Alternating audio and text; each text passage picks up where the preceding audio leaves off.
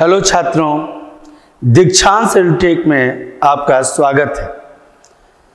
संतोष sir के साथ आज वर्ग 5 का विषय हिंदी व्याकरण में पाठ शब्द, जो व्याकरण में तीसरा पाठ है, पाठ शब्द। पहले किसी भी व्याकरण की किताब में पहले भाषा एवं व्याकरण होता है, भाषा, लिपि एवं व्याकरण। दूसरे में वर्ण विचार, वर्णों पर विचार किया जाता है, वर्ण के बारे में पढ़ाया जाता है, जो कि हम लोगों ने पढ़ा। और तीसरा है शब्द। इस पाठ में हम लोग पढ़ने वाले हैं शब्द की परिभाषा, अर्थात शब्द किसे कहते हैं। उसके बाद अर्थ के आधार पर शब्द के भेद एवं परिभाषाएं, अर्थ के आधार पर शब्द के भेद और उन भेदों की परिभाषाएं हम लोग पढ़ेंगे। उन भेदों की परिभाषाएं तथा उत्पत्ति के आधार पर शब्द के भेद एवं परिभाषाएं। फिर हम लोग पढ़ेंगे उत्पत्ति के आधार पर शब्द के कितने भेद होते हैं और उन भेदों की क्या क्या परिभाषाएं होती हैं, उनके उदाहरण क्या क्या हैं। फिर हम लोग पढ़ेंगे शब्द रूपों का वर्गीकरण, शब्द के रूपों का वर्गीकरण, शब्द के जैसे शब्द के जो प्रकार हैं उनके अलग अलग रूप होते हैं, उन रूपों के बारे में चर्चा करेंगे। छात्रों, इसके पहले भी आप बहुत ध्यानपूर्वक देखे हैं वीडियो और देख करके सीखे भी हैं, याद भी कर लिए हैं। बहुत अच्छा लगता है जब आप लोग ये बातें बोलते हैं कि सर आपके वीडियो से तो मुझे बहुत कुछ मिला, याद ही हो गया। तो बहुत ही मनोबल बढ़ता है और मन करता है और बेहतर ढंग से मेहनत की जाए, कोशिश की जाए, ताकि छात्रों का निर्माण हो। जब छात्रों का उचित तरीके से निर्माण होगा तो यह छात्र खुद देश का निर्माण करने में सक्षम होंगे। और इसी सक्षमता को प्राप्त करने के लिए हम सभी मेहनत कर रहे हैं, मैं भी और आप भी। अतः ध्यानपूर्वक देखेंगे, याद करेंगे और बिल्कुल आसानी से सभी बातें याद होंगी, समझ में आ जाएंगी। और जब देखा जाता है कि समझ में आ जाती हैं तो सामने कोई प्रॉब्लम ही नहीं रहती। ओके, ठीक। आइए, शब्द किसे कहते हैं? तो दो या दो से अधिक वर्णों का ऐसा समूह जिसका एक निश्चित अर्थ हो। दो या दो से अधिक वस्तुओं का ऐसा समूह जिसका एक निश्चित अर्थ हो तो उसे शब्द कहते हैं।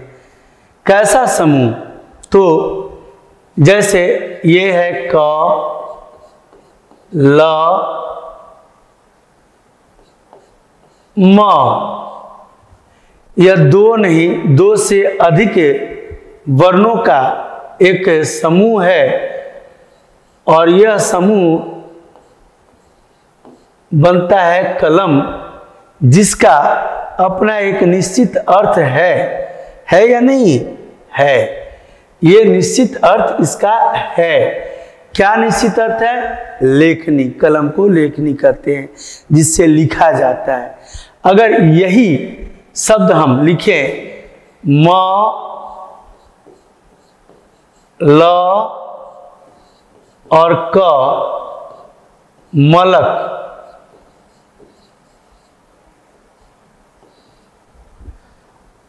क्या इस मलक का कोई निश्चित अर्थ है? इस मलक शब्द का कोई निश्चित अर्थ है? नहीं है। तो यह शब्द नहीं है, यह शब्द नहीं है। शब्द किसे कहेंगे? तो दो या दो से अधिक वर्णों का ऐसा समूह जिसका एक निश्चित अर्थ हो। जैसे इसका एक निश्चित अर्थ हो रहा है तो यह शब्द है, और इसका कोई निश्चित अर्थ नहीं हो रहा है तो यह शब्द नहीं है। वर्णों का सार्थक और स्वतंत्र मेल, वर्णों के सार्थक और स्वतंत्र मेल को शब्द कहते हैं। वर्णों के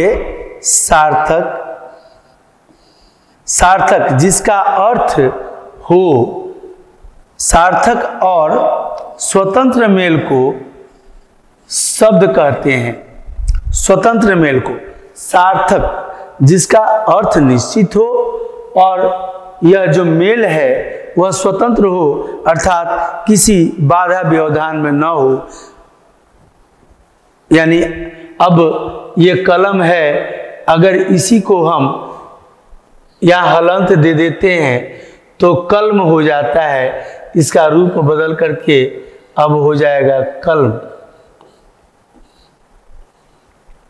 तो कलम का कोई अर्थ नहीं है, यानी कि एक व्यवधान आ गया, ल पूर्ण रूप को प्राप्त नहीं किया। ल एक वर्ण है, व्यंजन वर्ण है और अंतस्थ व्यंजन है, जिसमें स्वर की सहायता नहीं मिलने पर ही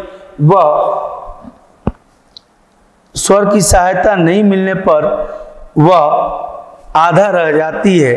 तो अगर आधा रह गया तो कलम हो जाएगा या कलम हो जाएगा। तो यह इन दोनों का कोई निश्चित अर्थ नहीं है, अतः ये शब्द नहीं कहे जाएंगे।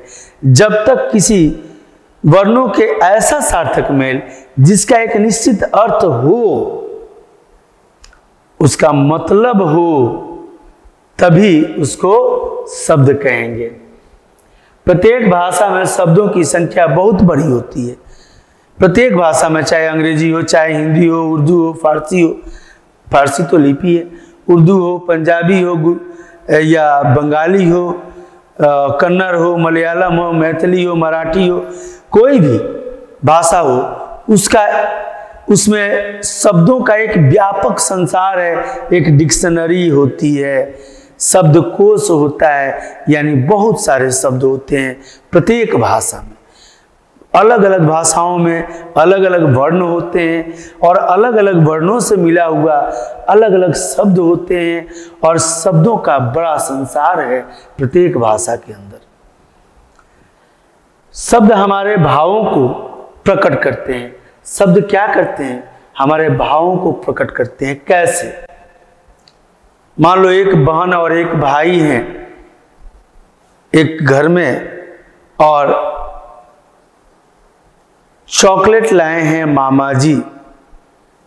चॉकलेट लाए हैं, उन्हें पता ही नहीं था कि 4 चॉकलेट लेके चलने चाहिए। वो 3 ही चॉकलेट के पॉकेट अपने पैकेट में रख के लेके चले आए। अब उन्हें यह सोचना पड़ रहा है कि भाई एक एक करके तो दोनों को दे दूं, तीसरा किसे दूं। तो जो बहन छोटी है उसको उन्होंने थमा दिया। अब बहन ईमानदारी से अपने भाई को बोलती है, भैया इसमें से थोड़ा सा तुम ले लो, मामा जी तो मुझे दिए हैं पूरा, लेकिन थोड़ा सा मैं तुम्हें दे देती हूँ। भाई बोलता है ये कैसे होगा, आधा आधा दो, नहीं तो नहीं देगी तो छीन के लेके भाग जाएंगे, खा जाएंगे। तो ऐसी स्थिति में अब छीन के लेके भाग जाएंगे, नहीं देगी तो खा जाएंगे, छीन लेंगे, आधा दो। ये जो शब्द है आधा दो, छीन लेंगे, ये सब क्या कर रहे हैं? हमारे भावों को उत्पन्न कर रहे हैं। अब बहन समझ लेगी, माथा खुजलाने लगी, कहाँ से कहाँ इसको दिखाए, अकेले में जाके खा गए होते। ये तो भैया है ना, कसैया है, बेईमान है। मैंने तो करसी मर्सी की कि थोड़ा सा मामा जी का दिया हुआ चॉकलेट थोड़ा सा देने आई, तो पूरा हड़पने को तैयार है। तो ये सब जो भी शब्द हम प्रयोग कर रहे हैं इन बातों के लिए, वह क्या है? वह हमारे भावनाओं को प्रकट कर रहा है। तो शब्द हमारे भावों को प्रकट करते हैं। हम जो भी बोलते हैं वो भाव है और भाव को प्रकट करते हैं। अगला चीज है शब्द के बारे में। वाक्य में प्रयुक्त किए बिना भी प्रत्येक शब्द एक विशेष अर्थ प्रकट करता है। वाक्य में प्रयुक्त किए बिना भी प्रत्येक शब्द एक अर्थ प्रकट करता है। अगर वाक्य में नहीं भी है, शब्द अलग है, तो भी वो अपना अर्थ प्रकट कर रहा है और उसका एक निश्चित अर्थ हो रहा है। जैसे हम कहते हैं हिमालय, तो हिमालय, हिम का आलय, हिमालय, हिमालय का मतलब मेरे घर के पीछे वाला मैदान होगा? नहीं होगा। हिमालय का मतलब वो मध्य प्रदेश में एक पहाड़ देखे थे ट्रेन से जाते समय में, वो वाला है? नहीं। हिमालय एक विशेष पर्वत का नाम है, अर्थात उसका ही बोध करा रहा है, विशेष पर्वत का, अर्थात हिमालय हिम का आलय, बर्फ का घर। और वो सिर्फ इस पूरे संसार में एक ही है। तो ये एक शब्द हिम आलय, हिमालय, हिम का आलय, हिम का घर, यह एक शब्द, हिमालय शब्द एक व्यापक रूप को दर्शाता है, एक अर्थ को प्रदर्शित करता है। अतः वाक्य में प्रयुक्त किए बिना भी प्रत्येक शब्द का एक अपना निश्चित अर्थ होता है। जब इन्हें वाक्य में निश्चित स्थान दे दिया जाता है तो ये मन के विशेष भाव को व्यक्त करते हैं। अब ऋषि मुनि हिमालय में तपस्या करने जाते थे, हिमालय पर तपस्या करने जाते थे। बचेंद्री पाल भारत की प्रथम महिला, हिमालय की ऊंची चोटी पर चढ़ने वाली। तो ये पूरा वाक्य जब हम बोल रहे हैं, इसमें जब हिमालय प्रयुक्त हो रहा है तो यह भाव को उत्पन्न किया, और उन भावों को जो इस पूरे वाक्य को एक अर्थ प्रदान करता है, अर्थात शब्द बिना वाक्य के भी एक अपना निश्चित अर्थ प्रकट करते हैं, और जब वाक्य में एक निश्चित स्थान पर रख दिए जाते हैं तो उसमें उस पूरे वाक्य का एक भाव स्पष्ट होता है। आशा करते हैं समझ में आया होगा स्टूडेंट्स। आइए आगे देखते हैं। अर्थ के आधार पर शब्द के कितने भेद होते हैं? 2 भेद होते हैं। अर्थ के आधार पर शब्द के 2 भेद होते हैं। कौन कौन से? तो एक सार्थक शब्द और दूसरा निरर्थक शब्द। सार्थक शब्द किसे कहते हैं? तो देखिए छात्रों, इसमें कई प्रश्न आ रहे हैं, जैसे सार्थक और निरर्थक शब्द के बीच क्या अंतर है, सार्थक शब्द कहते किसे हैं? इन सभी प्रश्नों के उत्तर यहाँ पर हैं। जिन शब्दों का एक निश्चित अर्थ निकलता है उन्हें सार्थक शब्द कहते हैं। निश्चित अर्थ निकलता है उन्हें सार्थक शब्द कहते हैं। जैसे पुस्तक, विद्यालय, भारत, सुंदर, मीठा आदि। अर्थात पुस्तक मतलब किताब, विद्यालय मतलब पाठशाला जहां हम पढ़ने आए हैं अभी, भारत एक देश का नाम है, भारत, सुंदर आप बड़े सुंदर हो, वाक्य में प्रयुक्त करते हैं तो सुंदर यानी बहुत अच्छे का बोध कराता है, नाइस का बोध कराता है। मीठा, इमली मीठी होती है? नहीं। तो आम तो वास्तव में मीठे होते हैं। तो मीठा शब्द एक ऐसा शब्द जो मिठास का बोध करा रहा है, एक भाव का बोध करा रहा है। मीठा, आम का नाम सुनते ही मुंह में पानी आ जाता है, जबकि उसी जगह अगर किसी खट्टे या तीते चीज का, मिर्चा का नाम सुन के कैसा लगता है? कहा जाए कि बाबू 1 किलो आम रखा हुआ है, 4 पीस है, 250 ग्राम का एक आम है, कितने देर में खा जाओगे? आप तो बोलेंगे बस सर आधा घंटा दीजिए ना, उसके बाद आम तो आम है, उसका गुठली भी नहीं दिखाई देगा। लेकिन अगर कह दें कि बाबू यहाँ 4 ठो मिर्चा रखा हुआ है, कितने मिनट में खा जाओगे? नहीं नहीं नहीं सर मैं जा रहा हूं। तो क्यों? क्योंकि मिर्चे से तीताई का बोध हो रहा है, बोध हो रहा है। यहाँ ये शब्द है और शब्दों से हम अपने भावों को प्रकट कर रहे हैं। तो जिन शब्दों का एक निश्चित सार्थक अर्थ होता है उसे सार्थक शब्द कहते हैं, और जिन शब्दों का कोई निश्चित अर्थ नहीं निकलता उन्हें निरर्थक शब्द कहते हैं। जैसे पानी वानी, तो पानी का तो अर्थ निकलता है बाबू, जल ही जीवन है, लेकिन ये वाणी क्या है पता नहीं। पता नहीं क्या, यह निरर्थक शब्द है, यह निरर्थक है, लेकिन कभी बोलचाल की भाषा में हम पानी वानी किताब विताब, अब यहाँ किताब का तो अर्थ होता है पुस्तक, मगर विताब का कोई अर्थ नहीं होता। तो ये बोलने में हम बोल देते हैं ना, कभी कभी ट्रेन वेन पर जाना है, बस उस मिल जाएगी, अच्छा देखते हैं ना, आम वाम खा लेंगे, भूख लगेगा तो मार्केट में चल के समोसा वमोसा खा लेंगे। तो समोसा तो है, वमोसा क्या है भाई, पानी तो पिएंगे, वानी क्या है। तो इस तरह के जो निरर्थक शब्द हम बोलचाल की भाषा में प्रयोग करते हैं, ये निरर्थक है, इन्हें हम लिखते नहीं क्योंकि इनका कोई अर्थ निश्चित नहीं है। इन शब्द युग्मों में वाणी और किताब और विताब का कोई निश्चित अर्थ नहीं निकलता है, अतः ये क्या है, निरर्थक शब्द है, जबकि ये सभी सार्थक शब्द है। समझ में आया? आगे बढ़ते हैं। अब अभी हम लोग पढ़े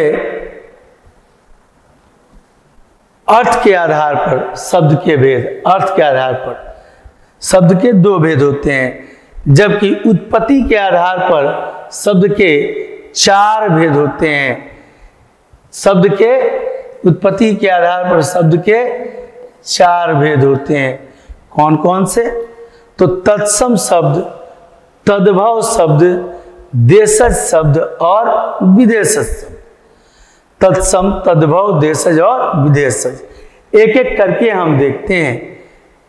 तत्सम शब्द किसे कहते हैं? तो संस्कृत के वे शब्द जो बिना किसी परिवर्तन के ज्यों के त्यों हिंदी में प्रयुक्त होते हैं, उन्हें तत्सम शब्द कहते हैं। संस्कृत के वे शब्द जो बिना परिवर्तन हुए माने उसका रूप ज्यों का त्यों रहेगा, परिवर्तित नहीं होगा, तो हम उसे तत्सम शब्द कहते हैं। जैसे सूर्य, अग्नि, साहित्य, सर्प, मार्ग, वायु, जल, दुग्ध आदि। जबकि तद्भव शब्द किसे कहेंगे? तो संस्कृत के वे शब्द जो अपना रूप परिवर्तित कर हिंदी में प्रयुक्त किए जाते हैं। संस्कृत के वे शब्द जो अपना रूप परिवर्तन करता है। रूप तो परिवर्तन बहुत सारे शब्द करते हैं। जैसे हम लोगों के यहाँ देखिएगा, एक बाबा बैठे हुए थे, बाबा दादाजी द्वार पर, गैया उधर नाद में खा रही है, बच्चे खेल रहे हैं और दादाजी बुजुर्ग हैं, बूढ़े हो गए हैं, वो बोल रहे हैं राम राम राम राम राम राम राम। अरे बदमाशों, क्यों इतना चिल्ला रहे हो? हरे राम हरे राम हरे राम हरे राम। नालायक के, क्यों इतना चिल्लाता है? भाग यहां से। अरे गैया को तो एक छठी लेदी डाल दो। तो क्या हो रहा है वहां पर? एक ही साथ कई काम दादाजी के दिमाग में चल रहे हैं। ना ही उनका भजन सही हो रहा है, ना ही बच्चों को सही ढंग से डांट पा रहे हैं, ना ही गैया को अब इंस्ट्रक्शन दे रहे हैं सभी तरफ। तो क्या हो रहा है उनका? अब उसी में कहते हैं कि अरे भाई लेदी वेदी डालो। तो वेदी क्या है? लेदी तो है बिचाली पिटारी का। घास वास डालो गैया को। चिल्ला उल्ला रहे हैं, चिल्लाना तो है, उल्ला क्या रहे हैं। तो ऐसे निरर्थक शब्दों का भी प्रयोग हम करते रहते हैं अपने बोलचाल की भाषा में। अरे तनी हटिए ना, जबकि यह वाक्य सही नहीं है, शुद्ध नहीं है, व्याकरण सम्मत उचित नहीं है, फिर भी हम बोलते हैं, यह गलत है। जब व्याकरण को की परिभाषा हम जानते हैं कि व्याकरण वह शास्त्र है जिसके माध्यम से हम शुद्ध पढ़ना लिखना तथा बोलना सीखते हैं, तो हमें व्याकरण में के तर्क संगत शुद्धता अपने बोलचाल में भी लानी चाहिए। और इसी के लिए ना पढ़ते हैं बाबू हम लोग। तो अगर ये पढ़ने के बाद भी अगर पढ़ने वाले लोग, व्याकरण को जानने वाले लोग, समझने वाले लोग भी अगर इस तरह की गलतियां करते हैं, तो भला किससे उम्मीद की जाए कि वो सही बोलेंगे। जब इसके जानकार लोग ही इसमें गलतियां करेंगे तो जो नहीं जानता है उसकी तो बात ही अलग। देखिए कि यहाँ पर ज्यों के त्यों जब आते हैं तो वह तत्सम है, और जब रूप परिवर्तित करते हैं, कैसे रूप परिवर्तित करते हैं? हाथ, पैर, माता पिता, दूध, दुग्ध को, यहाँ देखिए दुग्ध हो रहा है सही तत्सम शब्द जो संस्कृत का, अर्थात संस्कृत में तत्सम के बिगड़े हुए रूप को तद्भव कहते हैं। बिगड़े हुए रूप यानी कि उसका रूप परिवर्तित हो गया। अब तद्भव के अंतर्गत जैसे पर्यायवाची शब्द हम पढ़ते हैं छात्रों, ये कहाँ तद्भव शब्द आपको मिलेंगे? तो तत्सम शब्द में, पर्यायवाची शब्द में देखिएगा अग्नि का 4 पर्यायवाची लिखा हुआ होगा, आग, ज्वाला, पावक, ज्वलन। तो इस तरह से ये आग, ज्वाला, पावक, ज्वलन, ये जो शब्द हैं यह अलग अलग क्षेत्रीय भाषा से या उपभाषा से आए हुए शब्द हैं जिन्हें हिंदी साहित्य में स्थान मिला है, दिया गया है। साहित्यकारों द्वारा अपने अपने कहानियों, कविताओं में वर्णित किया गया है। अतः इन्हें इस शब्द का पर्याय माना गया, समान अर्थ को प्रकट करने वाला माना गया। अतः ये सभी शब्द तद्भव होते हैं, जबकि तत्सम शब्द संस्कृत के वे शब्द होते हैं जिनके रूप में कोई परिवर्तन नहीं होता, जबकि उनके ही रूप में परिवर्तित करके अन्य शब्दों का जब निर्माण किया जाता है तो वे ही शब्द तद्भव शब्द कहलाते हैं। जैसे हाथ, पैर, माता पिता, दूध, घी, चांद, सूरज, सूर्य को सूरज, रात, दिन आदि, ये सभी तद्भव शब्द हैं। आते हैं छात्रों देशज शब्द पर। जो शब्द प्रांतीय बोली से हिंदी में आए हैं, प्रांतीय बोली यानी अलग अलग प्रांतों में, जैसे कि हमारे देश में 28 राज्य हैं और 28 राज्य में अलग अलग भाषाएं बोली जाती है, यहाँ तक कि एक ही राज्य में कई भाषाएं बोली जाती है। और उन भाषाओं में से जो भाषा हिंदी साहित्य जगत में प्रयोग किया जाता है या फिर बोलचाल में प्रयोग किया जाता है, जो अपने देश की भाषा है लेकिन अलग अलग प्रांतों में बोली जाती है, उन सभी शब्दों को जो इन भाषाओं में प्रयोग की जाती है उन्हें देशज शब्द कहते हैं। जैसे खिड़की, पेट, लोटा, पगड़ी, गाड़ी, जूता, झोपड़ी आदि, ये सभी शब्द देशज शब्द हैं जो देश में अलग अलग प्रांतों में, अलग अलग क्षेत्रों में बोली गई हैं और उन्हें लेकर के साहित्य में स्थान दिया गया है। और उत्पत्ति के आधार पर शब्द के 4 भेद होते हैं। ये उत्पत्ति है,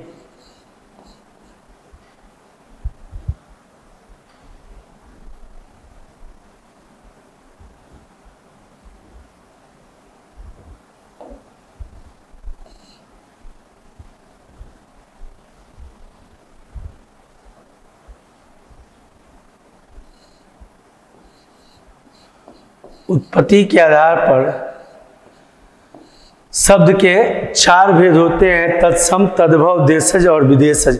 इसमें विदेशज शब्द किसे कहेंगे? तो जो शब्द विदेशी भाषा से आकर हिंदी भाषा शैली में प्रयुक्त हुए हैं अथवा होते हैं उन्हें विदेशी शब्द कहा जाता है। जैसे आदमी, औरत, बेगम, कूली, किला, आजाद, डॉक्टर,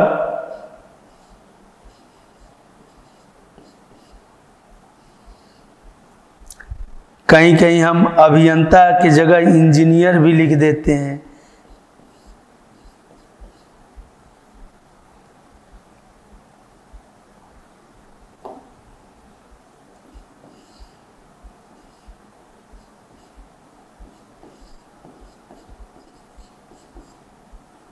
इंजीनियर, इस तरह के जो शब्द विदेशों में बोले जाने वाले शब्द, विदेशी शब्दकोश से लिया गया जो शब्द है, जैसे ये आदमी, औरत, बेगम, ये सभी उर्दू भाषा से हैं। डॉक्टर, इंजीनियर, ये अंग्रेजी भाषा से हैं, लेकिन हिंदी में प्रयोग किए जा रहे हैं। तो ऐसे शब्दों को विदेशज शब्द कहते हैं।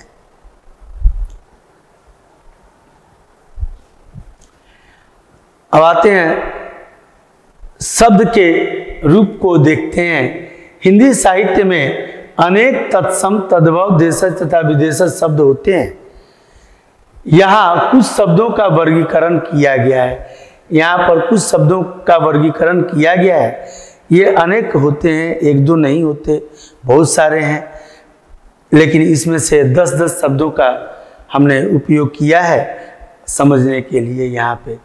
जैसे ये तत्सम शब्द हैं: अग्नि, सूर्य, चंद्र, पितृ, भातृ, दधि। अब इनके तद्भव रूप: अग्नि का आग, सूरज का सूरज, चंद्र का चांद, चंद्र का चांद, पितृ माने पिता, भातृ भाई, वैसे ही मातृ माता, दधि दही को कहा जाता है, रात्रि रात, दुग्ध दूध को कहा जाता है, गृह घर को कहा जाता है, या यूं कहें कि गृह को घर भी कहते हैं। भगिनी बहन, भगिनी शब्द संस्कृत में बहन के लिए प्रयोग किया जाता है, जबकि तद्भव रूप है बहन। देशज शब्द में ईंट, रोरा, पत्थर, फावड़ा, पगड़ी, थैला, गाड़ी, कारखाना, कार को खाना नहीं, चिड़ियाखाना, कारखाना, ये सभी देशज शब्द हैं। वो आधा ये संकर शब्द के अंतर्गत भी आते हैं, जिन शब्दों का निर्माण दो अलग अलग शब्दकोशों से होता है उन्हें संकर शब्द भी कहते हैं। लेकिन ये देशज जो है हमारे यहाँ मिला जुला करके, छात्रों मिला जुला करके आज देखिएगा, दादी जो बचपन में कभी स्कूल भी नहीं गई हैं या गई भी हैं, मिडिल तक पढ़ के आई हैं, मतलब उस बात से नहीं है, मतलब इस बात से है कि अंग्रेजी में उनसे स्पेलिंग पूछ दीजिए तो डिस्टर्ब का स्पेलिंग पता नहीं है, लेकिन बोलती हैं ए डिस्टर्ब मत करो। तो आधा हिंदी आधा इंग्लिश, मतलब क्या? मतलब कि English, Hindi plus English, English. अर्थात अभी जो भी चीजें दिख रही हैं चारों तरफ हमारे, वो संकर शब्द दिख रहे हैं, वह मिलीजुली सरकार दिख रही है। अकेले एक शब्दकोश की सारी बातें हमारे मुखमंडल से प्रकाशित नहीं हो रही है। हम आधा हिंदी आधा इंग्लिश, कभी कभी तो भोजपुरी, पंजाबी, मलयालम, मराठी, गुजराती, जिस प्रांत से बिलोंग करते हैं वो भी इंक्लूड कर देते हैं, इसमें लगा देते हैं। वो होगा बोलचाल में अपने अपने प्रांतीय भाषाओं का प्रयोग तो कर ही देता है मनुष्य, चाहे जितना भी व्याकरण संबद्ध वह बोलने का प्रयास करे, लेकिन अपना क्षेत्रीय भाषा, अपनी मातृभाषी भाषा अपने जबां पर आ ही जाता है, अपने जुबां पर आ ही जाता है। लेकिन लिखित रूप से हमें कभी भी अशुद्धिकरण नहीं करना चाहिए, शुद्धि के साथ लिखना चाहिए। खेत, गमछा, ये सभी देशज भाषाएं जो देश के विभिन्न किसी न किसी प्रांत में बोले जाते हैं और इन्हें हम अपने साहित्य में अपनाते हैं। और अगला है विदेशज भाषा, जैसे इंजन। इस तरह के जितने भी शब्द आते हैं जो इंग्लिश जैसे लग रहे हैं या उर्दू से, वो सभी विदेशी भाषाएं हैं। स्कूल, पेन, पेंसिल, कमरा, गमला, कानून, गुलाब, आलू, आलू शब्द भी विदेशज शब्द है, देशज शब्द नहीं है। काजू, आलू को कंद कहते हैं। कंद देश में हिंदी शब्द के अंतर्गत तत्सम रूप कंद है, तद्भव रूप उसका आलू हो सकता है, लेकिन आलू विदेशज शब्द है। आलू देशज भी हो सकता है, क्योंकि हमारे देश के प्राय सभी प्रांतों में प्रयोग किए जाते हैं, बोलचाल की भाषा में भी और लिखने की भी भाषा में भी। लेकिन वास्तव में आलू शब्द विदेशज शब्द है और यह विदेशी भाषा से लिया गया शब्द है। आज भले ही यह शब्द हिंदी साहित्य में अपना स्थान जटिल और जकड़ करके बना लिया है और हम समझते हैं कि यह हमारे ही देश की भाषा, हमारे तत्सम भाषा, हमारे तत्सम शब्द हैं, तद्भव है। नहीं, ये विदेशी शब्द है आलू। आशा करते हैं छात्रों आप लोगों को समझ में आ गया होगा। आलू सब्जियों का राजा है, इसलिए हमने भी उसकी व्याख्या की। आलू के बगैर कोई सब्जी नहीं, सब्जी अन्य सब्जी रहे न रहे, आलू की सब्जी सभी पसंद करते हैं और खासकर बच्चे तो अधिक पसंद करते हैं। आलू का भुजिया, आलू दूसरे सब्जियों को तो देख के बोलते हैं अरे ये घास पात है। चलिए, लेकिन जरूर खाना चाहिए, प्रत्येक सब्जियों को खाना चाहिए, क्योंकि प्रत्येक सब्जियों में कुछ ना कुछ विटामिन मिनरल्स होता है। आशा करते हैं छात्रों आप लोगों को बेहतर ढंग से समझ में आया होगा और शब्द तथा शब्द की रचना के बारे में जो भी हम लोगों ने पढ़ा वह आपके दिमाग में घर कर गया होगा, बैठ गया होगा और जल्दी निकलेगा भी नहीं। अतः परीक्षा की तैयारी अच्छे से करना है और एग्जाम में ढेर सारे मार्क्स लेके आने हैं। तब तक के लिए धन्यवाद। आपका दिन मंगलमय हो।